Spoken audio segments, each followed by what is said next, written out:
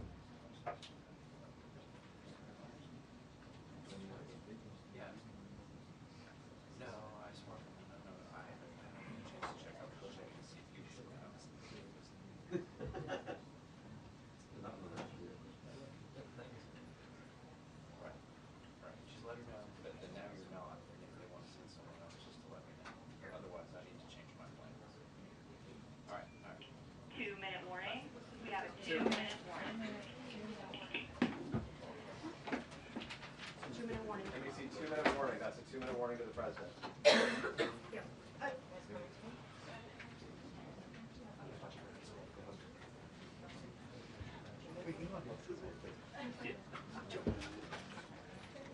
Yeah, and Michelle, I'll just note that about 90 seconds ago we got a 2-minute warning, so we are expecting to see the president here in the And this is that's a 2-minute warning.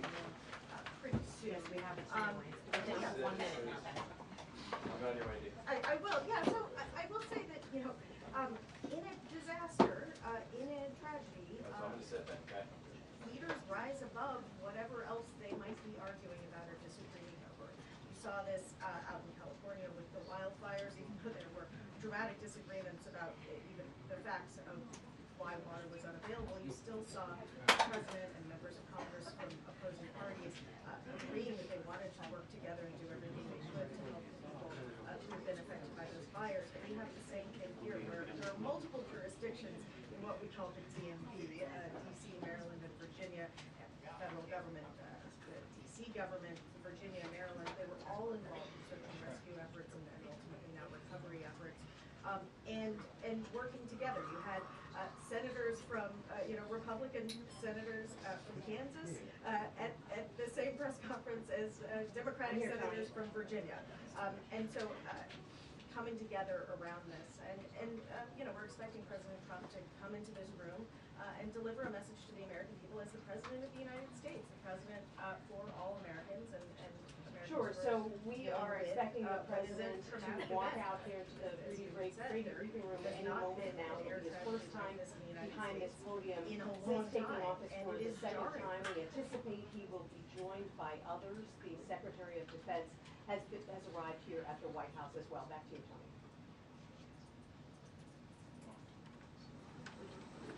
And the door is open. He's walking in. Mr. President, welcome. Thank you very much. Thank you. I'd like to request a moment of silence for the victims and their families, please.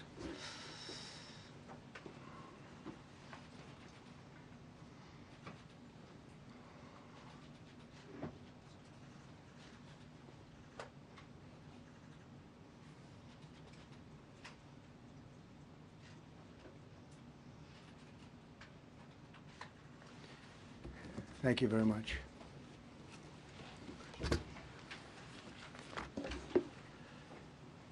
I speak to you this morning in an hour of anguish for our nation. Just before 9 p.m. last night, an American Airlines regional jet carrying 60 passengers and 4 crew collided with an Army Black Hawk helicopter carrying 3 military service members over the Potomac River in Washington, D.C., while on final approach to Reagan National Airport. Both aircraft crashed instantly and were immediately submerged into the icy waters of the Potomac.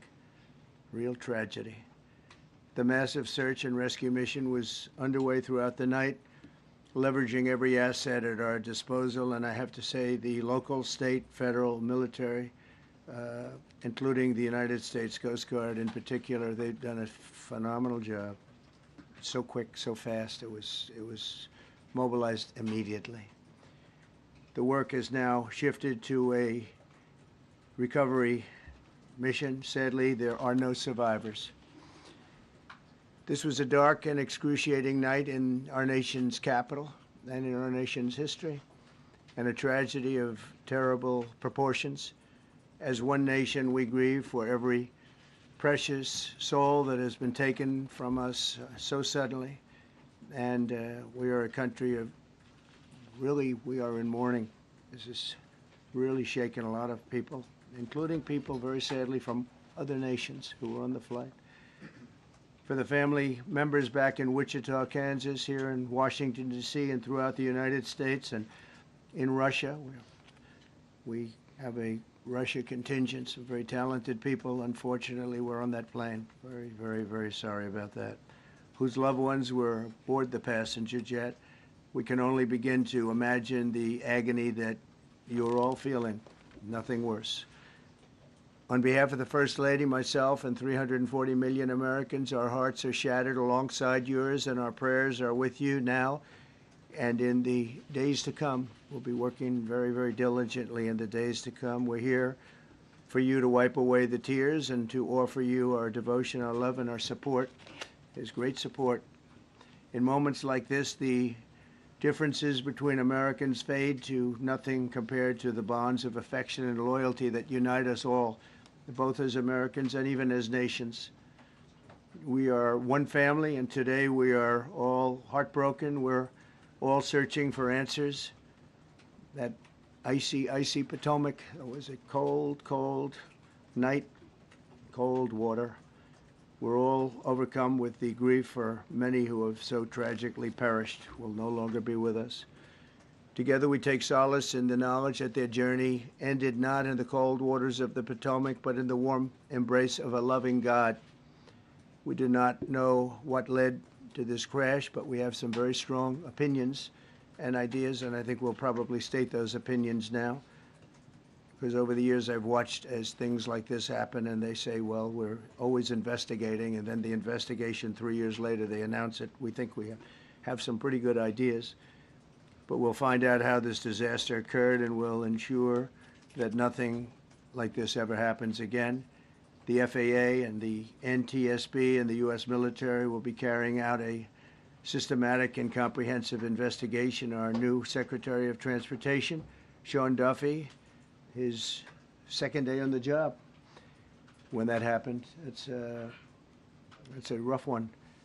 We'll be working tirelessly. He's a great gentleman. The whole group these are great people, and they are working tirelessly to figure out exactly what happened.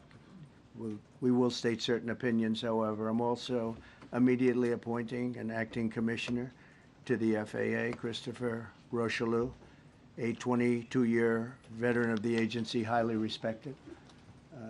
Christopher, thank you very much. Appreciate it.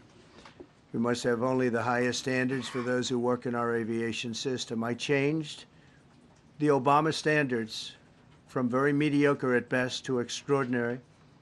You remember that. Only the highest aptitude, they have to be the highest intellect and psychologically superior people were allowed to qualify for air traffic controllers. That was not so prior to getting there. When I arrived in 2016. I made that change very early on because I always felt this was a job that, and other jobs too, but this was a job that had to be superior intelligence, and we didn't really have that, and we had it. And then when I left office and Biden took over, he changed them back to lower than ever before. I put safety first. Obama, Biden, and the Democrats put policy first. And they put politics at a level that nobody's ever seen, because this was the lowest level. Their policy was horrible, and their politics was even worse.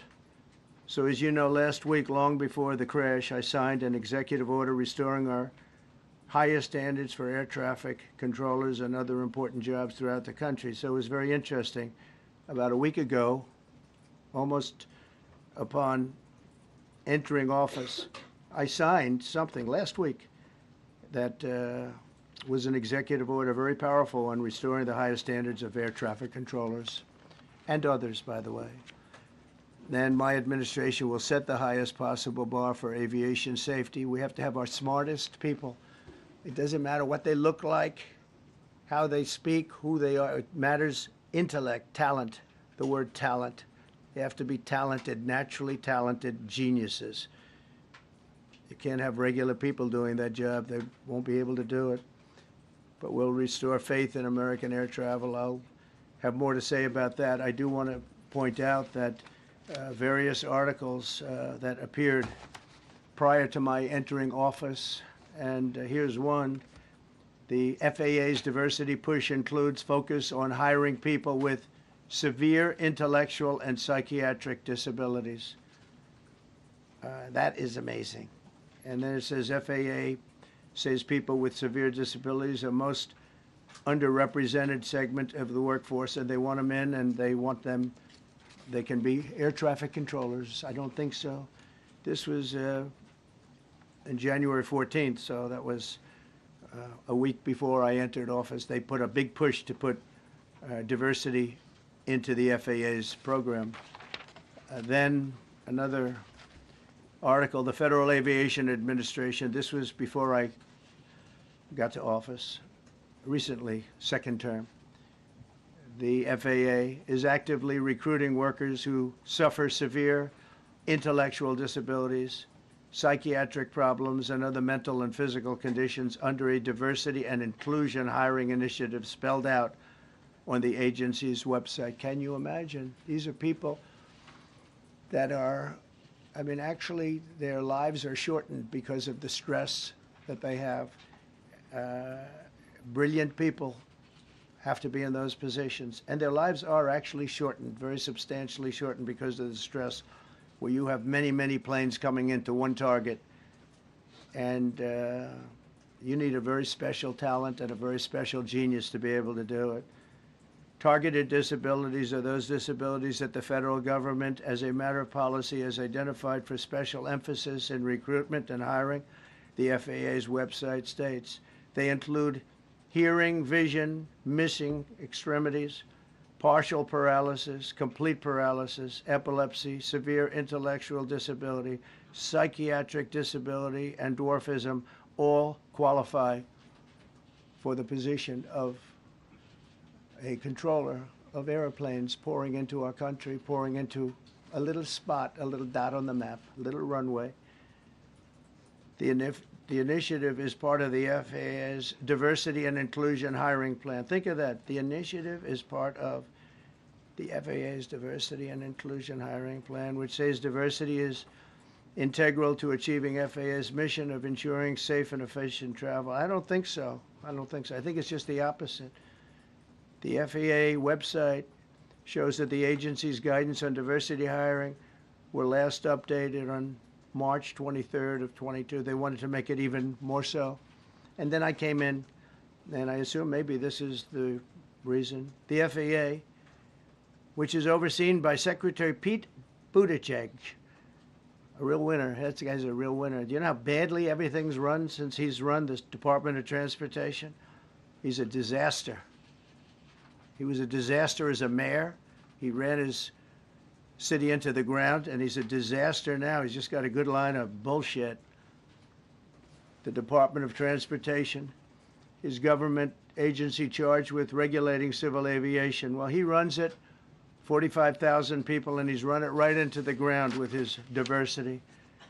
So I had to say that it's terrible. Then it's a group within the FAA, another story, determined that the workforce was too white, that they had concerted efforts to get the administration to change that and to change it immediately. This was in the Obama administration just prior to my getting there. And we took care of African Americans, Hispanic Americans. We took care of everybody at levels that nobody's ever seen before. It's one of the reasons I won. But they actually came out with a directive, too white. And we want the people that are competent. But now we mourn and we pray, and would like to ask all Americans to join me in a moment of silence as we ask God to watch over those who have lost their lives and bring comfort to the loved ones. And I just want to say God bless everyone in this room. This has been a terrible, very short period of time. We'll get to the bottom of it. So we all saw the same thing. We've seen it many times. I've had the honor of hearing tapes. Tapes are scary, very scary tapes. You had a airliner coming in, American Airlines. He was doing everything right. He was on track. He was the same track as everybody else. They came in. It's probably the same track as they've had for 25 years or more. He's coming in the path. And for some reason, he had a helicopter that was at the same height, obviously when they hit, but pretty much the same height, and going at an angle that was unbelievably bad. When the air traffic controller said, "Do you see?" He was talking about, "Do you see him?" But there was very little time left when that was stated. And then also he said, "Follow him in." And then almost immediately after that, seconds after that, there was the crash that took place. Well, you follow him in, that means like everything's fine. Follow him in. You had a pilot problem from the standpoint of the helicopter. I mean, because it was visual. It was a very clear night. It was cold but clear, and clear as you could be. The American Airlines plane had lights blazing. They had all of their landing lights on. I could see it from the Kennedy Center tape. We had a tape up on the Kennedy Center. That seems to be the primary. Thus far, I'm sure we'll see other tapes because it's such an area where there are a lot of cameras looking up into the air, into space. So we'll probably see many other shots of it before too much time goes by. But we had a situation where you had a helicopter that had the ability to stop. I have helicopters. You can stop a helicopter very quickly. It had the ability to go up or down. It had the ability to turn. And the turn it made was not the correct turn, obviously. It did somewhat the opposite of what it was told. We don't know that would have been the difference because the timing was so tight. It was so little. There was so little time to think. But what you did have is you had vision. The helicopter had vision of the plane because you had vision of it all the way, perfect vision of it all the way from at Kennedy Center where the tape was taken. And for some reason, there weren't adjustments made. Again, you could have slowed down the helicopter substantially. You could have stopped the helicopter. You could have gone up. You could have gone down. You could have gone straight up, straight down. You could have turned. You could have done a million different maneuvers. For some reason, it just kept going and then made a slight turn at the very end, and by that time it was too late. They shouldn't have been at the same height, because if it was at the same height, you could have gone under it or over it, and nobody realized, or they didn't say that it's at the same height. At the same height, it still wouldn't have been great, but you would have missed it by quite a bit. Could have been 1,000 feet higher. It could have been 200 feet lower. But it was exactly at the same height, and somebody should have been able to point that out. So all of this is going to be studied, but it just seems to me, from a couple of words that I like to use, the words common sense, some really bad things happened, and some things happened that shouldn't have happened. So you had a helicopter going in an identical direction. You had a helicopter that was at the exact same height as somebody going in essentially the opposite direction. You had a plane that was following a track, which is a track that every other plane followed. And I don't imagine, I know I've heard today that they might have been following the preceding plane, which was pretty close, but not that close, the preceding plane. But you wouldn't have even been able to see that because of the direction that the helicopter was coming in at. So you had a confluence of bad decisions that were made, and you have people that lost their lives, violently lost their lives. We're going to take a few questions. I'd like to ask our new Secretary of Transportation to say a few words. Sean Duffy, great gentleman, just started. It's not your fault, and I know you agree with me very strongly on intellect and even psychological well-being of the air traffic control. It's such an important position, and I think I can't emphasize stronger. I changed it when I first ran in 2016. I changed it. We had the highest standard that you could have, and then they changed it back. That was Biden, to a standard I read it to you. That was from one of your papers. One of the people in this room actually wrote that. And then I changed it back a few days ago. And unfortunately, that was, we'll see. We don't know that necessarily it's even the controller's fault. But one thing we do know, there was a lot of vision, and people should have been able to see that, at what point do you stop? At what point do you say, wow, that plane's getting a little bit close? So this is a tragedy that should not have happened. Please, sir.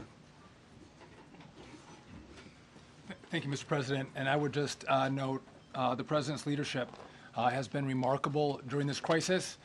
We've had a whole of government response, local, state, federal, and when you see that kind of cooperation, it begins with the leadership in this body. So thank you for that, Mr. President. You make our jobs a lot easier.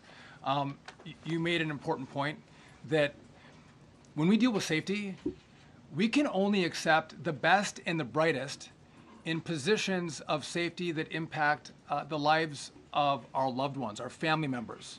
And I think you make a really important point on that, Mr. President. That is the motto of your presidency, the best and the brightest, the most intelligent coming into these spaces. I want to take a moment and extend my condolences to the families of the loved ones. We commit to them that we are going to get to the bottom of this investigation, not in 3 years, not in 4 years, but as quickly as possible, with the NTSB, who is here today, as well as the FAA. What happened yesterday shouldn't have happened. It should not have happened. And when Americans take off in airplanes, they should expect to land at their destination. That didn't happen yesterday. That's not acceptable. And so we will not accept excuses. We will not accept passing the buck. We are going to take responsibility at the Department of Transportation and the FAA to make sure we have the reforms that have been dictated by President Trump in place to make sure that these mistakes do not happen again. And again, I want to thank you for your leadership, Mr. President, and I appreciate the confidence you placed in me. Thank you. Pete, would you like to say something? Well, thank you, Mr. President. Again, I want to echo what the Transportation Secretary said about your leadership. From the moment we found out about this, we were in contact with the White House trying to determine exactly what happened. I would echo it as well. No excuses. We're going to get to the bottom of this. We first and foremost, from the Defense Department, want to pass our condolences to the 64 souls and their families that were affected by this. Never should happen. And certainly the 3 service members, the 3 soldiers, a young captain, staff sergeant, and a CW2, Chief Warrant Officer, on a routine annual retraining of night flights on a standard corridor for a continuity of government mission. The military does dangerous things. It does routine things on the regular basis. Tragically, last night, a mistake was made. And I think the president is right. There was some sort of an elevation issue that we have immediately begun investigating at the DoD and Army level.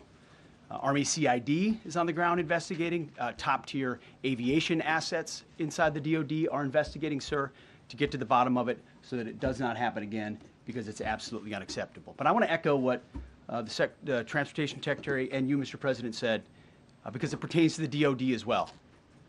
We will have the best and brightest in every position possible. As you said in your inaugural, it is colorblind and merit-based. The best leaders possible, whether it's flying Black Hawks and flying airplanes, leading platoons, or in government. The era of DEI is gone at the Defense Department, and we need the best and brightest, whether it's in our air traffic control, or whether it's in our generals, or whether it's throughout government. So thank you for your leadership and courage on that, sir, and we'll stand by you on it. Thank you. Very much. JD, please. Well, thank you, Mr. President, for your leadership. I just want to reemphasize something the President said, and you've heard from the Secretary of Transportation and of Defense. There really was a whole of government response. We were all on the phone. We were all communicating yesterday, trying to get to the bottom of this immediately, but also try to communicate with the American people about what happened. Something the President said that I think bears reemphasizing, which is that when you don't have the best standards in who you're hiring, it means, on the one hand, you're not getting the best people in government, but on the other hand, it puts stresses on the people who are already there. And I think that is a core part of what President Trump is going to bring and has already brought to Washington, D.C., is we want to hire the best people because we want the best people at air traffic control, and we want to make sure we have enough people at air traffic control who are actually competent to do the job. If you go back to just some of the headlines over the past 10 years, you have many hundreds of people suing the government because they would like to be air traffic controllers, but they were turned away because of the color of their skin. That policy ends under Donald Trump's leadership because safety is the first priority of our aviation industry. Thank you, Mr. President. Mr. President, on DEI and the claims that you've made, are you saying this crash was somehow caused and the result of diversity hiring? And what evidence have you seen to support these claims? It just could have been. We have a high standard. We've had a much higher standard than anybody else. And there are things where you have to go by brain power. You have to go by psychological quality. And psychological quality is a very important element of it. These are various very powerful tests that we put to use, and they were terminated by Biden. And Biden went by a standard that's the exact opposite. So we don't know, but we do know that you had two planes at the same level. You had a helicopter and a plane. That shouldn't have happened. And we'll see. We're going to look into that, and we're going to see. But certainly for an air traffic controller, we want the brightest, the smartest, the sharpest. We want somebody that's psychologically superior, and that's what we're going to have. Yeah. Mr. President. Yeah, please, go ahead. Mr. President, you mentioned at the top of the briefing that there were several Russian nationals on the flight. Yes. Will the U.S. government be willing to facilitate the transfer of their remains, considering Yes, we the will. fact there is no direct air travel between the two countries? We've already been in contact with Russia, and the answer is yes, we will facilitate. Yes. Please, go ahead. Thank you, Mr. President. The situation in the Democratic Republic of the Congo is getting worse, even though President John Lorenzo has been mediating the conflict between Rwanda and the Democratic Republic of the Congo because he wants to bring peace and stability. The situation is really bad right now. I want to hear from Ms. President if you have any plan in the future to bring peace in the Democratic Republic of the Congo. Well, you're asking me a question about Rwanda, and it is a very serious problem. I agree, but I don't think it's appropriate right now to talk about it, but it is a very serious problem. We don't even yet know the names of the 67 people who were killed, and you are blaming Democrats and DEI policies and air traffic control and seemingly the member of the U.S. military who was flying that Black Hawk helicopter. Don't you think you're getting ahead of the investigation right now? No, I don't think so at all. I don't think with the names of the people, you mean the names of the people that are on the plane? You think that's going to make a difference? Does it comfort their families They to are hear you a blaming group of DEI people that have policies? lost their lives. If you want a list of the names, we can give you that. We'll be giving that very soon. We're in coordination with American Airlines. We're in coordination very strongly, obviously, with the military. but I think that's not a very smart question. But are you I'm blaming- surprised coming from you. Are you blaming Please, Thank you. please. Thank you, President Trump. Thank you for being here. Based on your analysis so far, do you have a sense of who is at fault, if it was the plane, the helicopter, air traffic control, and can you assure people that it is safe to fly in and out of D.C.? Well, I've given you the analysis, and the analysis was, it was based on vision. You had a lot of people that saw what was happening. You had some people that knew what was happening. There was some warnings, but the warnings were given very, very late. You know, those warnings were given very late. It was almost as they were given. A few seconds later, there was the crash. It should have been brought up earlier. But the people in the helicopter should have seen where they were going. I can't imagine people with 20/20 vision not seeing, you know, what's happening up there. Again, they shouldn't have been at the same height. You're going in reverse directions or sideways directions. Obviously, you want to be at different heights. I see it all the time when I'm flying. You have planes going in the opposite. They're always lower, we're higher, or they're... So if somehow there's a screw-up, there's not going to be a tragedy. It'll be close, but you know, there's never going to be a tragedy if you're at a different elevation. For whatever reason, they were at the same elevation. And also, from the American Airlines standard, he's along the track that every plane is along. You say, what was a helicopter doing in that track? It's very sad. But visually, somebody should have been able to see and taken that helicopter out of play, and they should have been at a different height. Thank you, sir. You mentioned the Russians that were on board that plane. What other nationalities were on board that passenger There jet? were a couple of others. We're going to be announcing it in about an hour. We have some very specific information. We're calling the countries. We've spoken to most of them, but there were some other countries represented. Mr. President, have you spoken to President Putin? I have not, no. Mr. President, on your executive order. Not about this. On your executive order, you've already issued an executive order you say will restore aviation safety. Right. This crash happened after that.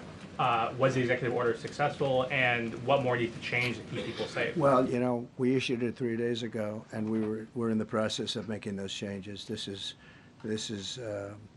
something that should have been done a long time ago. Actually, my original order should have never been changed, and I think maybe you wouldn't have had this problem. Maybe. Yeah, please, go ahead. Yes, thank you. We see like everyday life that very often those diversity hires cause sometimes issues, as you just mentioned. So what plan do you have? Are we going to see some fire? Are you going to fire some of those diversity hire in the federal government? What plan do you have? I would say the answer is yes. If we find that people aren't mentally competent, you see the language. The language is put out by them. And if you see that, I'm not going to bore you by reading it again, but these are not people that should be doing this particular job. They'd be very good for certain jobs, but not people that should be doing this particular job. Mr. President, you have today blamed the diversity elements, but then told us that you weren't sure that the controllers made any mistake. You then said perhaps the helicopter pilots were the ones who made the mistake. It's all under investigation. I understand that. That's why I'm trying to figure out how you can come to the conclusion right now that diversity had something to do with this crash. Because I have common sense, okay? And unfortunately, a lot of people don't. We want brilliant people doing this. This is a major chess game at the highest level. When you have 60 planes coming in during a short period of time, and they're all coming in different directions, and you're dealing with very high-level computer work and very complex computers. And one of the other things I will tell you is that the systems that were built, I was going to rebuild the entire system, and then we had an election that didn't turn out the way it should have. But they didn't build the systems properly. They spent a lot of money renovating a system, spending much more money than they would have spent if they bought a new system for air traffic controllers, meaning the computerized systems. There are certain companies that do a very good job. They didn't use those companies. They used companies that should not have been doing it. No, I think it's very important to understand that for some jobs, and not only this, but air traffic controllers, they have to be at the highest level of genius. Okay. I want to ask you about the ice skaters in a moment because the U.S. Ice Skating Committee was affected. But first, if I can, the cited FAA text that you read is real, but the implication that this policy is new or that it stems from efforts that began under President Biden or the Transportation Secretary Pete Buttigieg is demonstrably false. It's been on the FAA's Who said website. that, you? No, it's on the website, the FAA's website. It was there in 2013. It was there for the Take a look entirety. what I read. It was there for the entirety of your administration Nice and too. easy. So my question is, why didn't you change the policy during your first I administration? did change it. I changed the Obama policy, and we had a very good policy. And then Biden came in, and he changed it. And then when I came in 2 days, 3 days ago, I signed a new order bringing it to the highest level of intelligence. It Okay. was on the website. Please. Respectfully, it was on the President website. Trump, Quiet, welcome. quiet. Thank you, Mr. Welcome back to the. I'm sorry. You mentioned that a vision was probably the problem that was at issue in this crash. There's been some reports that one of the pilots in the helicopter may have been using night vision equipment. Was there any I heard indication? that. We don't know. We're going to know that pretty soon. It may change your viewplane if you do have the night vision. So it's very possible that could have happened. That would be maybe a reason why you wouldn't actually see as well as on a clear night. You can see sometimes better without it. Had a couple of more. Mr. President, is it helpful to have your Secretary of Transportation confirmed, and does this intensify your interest in getting other nominees confirmed quickly? Go to what? Is it helpful to have your Secretary of Transportation confirmed, and does this intensify your interest in getting other nominees confirmed quickly as well? Well, sure. We want fast confirmations, and the Democrats, as you know, are doing everything they can to delay them. They've taken too long. We're struggling to get very good people that everybody knows are going to be confirmed, but we're struggling to get them out faster. We want them out faster. It's a good question, actually.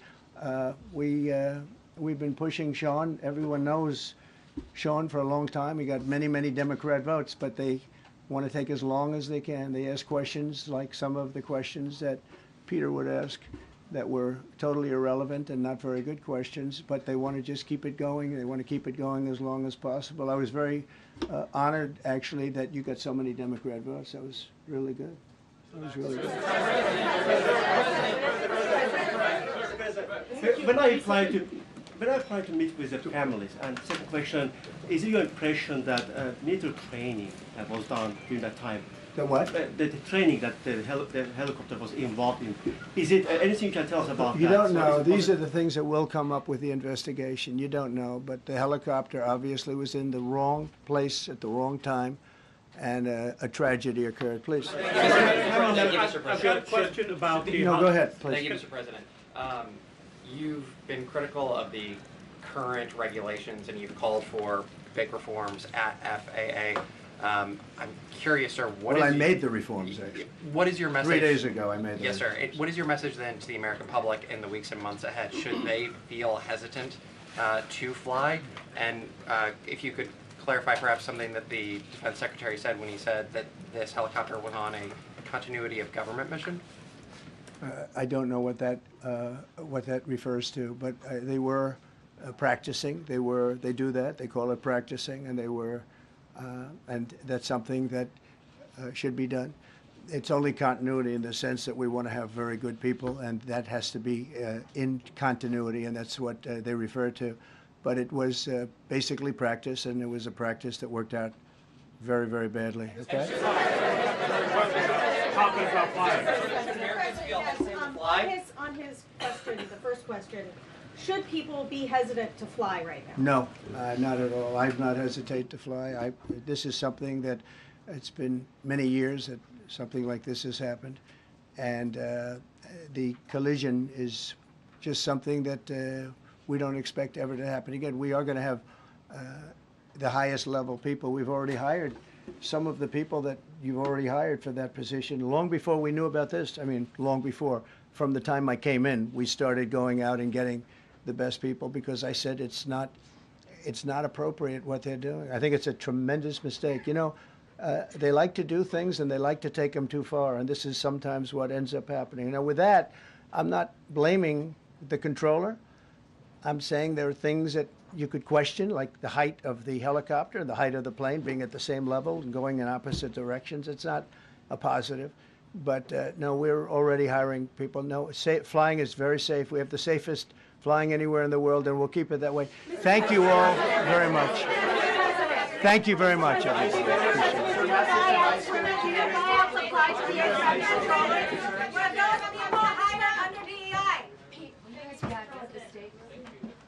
Secretary,